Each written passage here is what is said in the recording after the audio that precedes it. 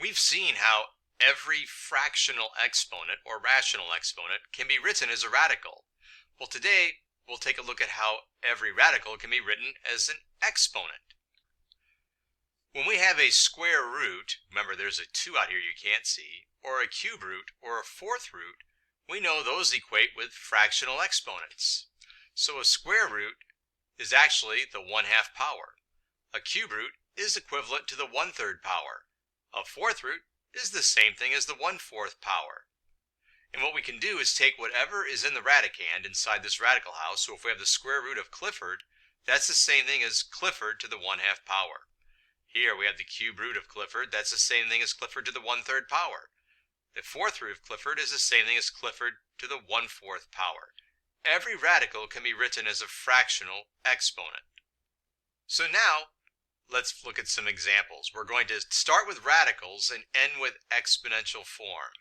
We don't want to have any radicals in our final answers, and we want to make sure there's no negative exponents there either.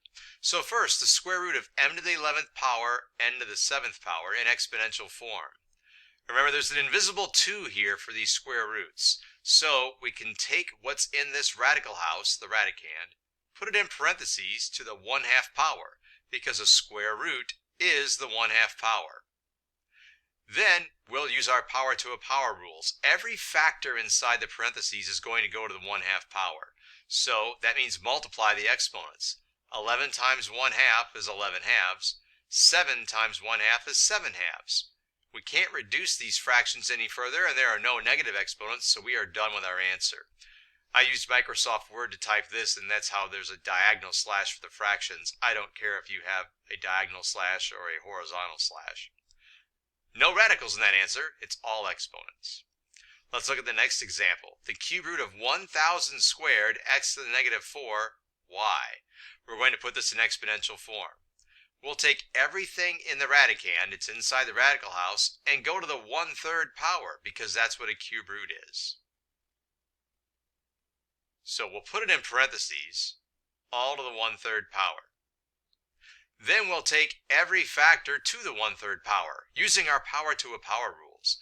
So 1,000 to the 2nd power, to the 1/3 power, 2 times 1/3 is 2/3. X to the negative 4 to the 1/3 power is x to the negative 4/3 power. And then y to the 1/3 power is y to the 1/3 power. Well, we do have a negative exponent here, x to the negative 4/3, it needs to get pushed across the fraction bar, which is what we did here. Y to the 1/3 power, nothing happens with that. We can do something with 1,000 to the 2/3 power. The cube root of 1,000 is 10, and 10 squared is 100. Our third example, we have 1 over the 5th root of w to the negative 3 power. Well, a 5th root is the 1/5 power. So we'll take what's in the radicand inside the radical house, and we will take it to the 1/5 power. Then use our power to a power rules. Negative 3 times 1/5 gives us an exponent of negative 3/5.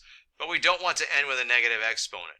So this will get pushed across the fraction bar, and it will be w to the 3/5 power over 1, but we don't need to have a 1 downstairs.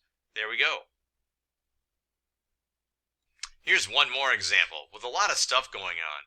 The cube root of, well, a bunch of radicals inside a fraction, some with positive exponents, some with negative exponents. We'll just follow the same plan. The first thing we'll do is take whatever's in the radicand, that's the stuff in the radical house, and stick it in parentheses with a fraction exponent. Since we have a cube root, we want a fraction exponent of 1/3. Notice that everything inside the parentheses is exactly as it appeared in the radicand inside the radical house. Next, we'll take each factor to an exponent power. That's the 1/3 power on the outside in this example. So c to the negative 6 goes to the 1/3 power. D to the 3rd goes to the 1/3 power. M to the negative 2 will also go to the 1/3 power.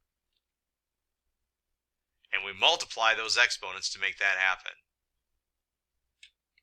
Next, we'll simplify the fraction exponents if it's possible. Well, negative 6 over 3 is negative 2. 3 over 3 is 1. Can't really reduce negative 2 over 3. So there we have our reduced fractions. One more step to go. We don't want to end with any negative exponents, so we'll push them across the fraction bar to turn them positive. So c to the negative 2 will come down to the denominator and become c to the positive 2. M to the negative 2/3 in the denominator will get pushed up to the numerator, where it will become m to the positive 2/3.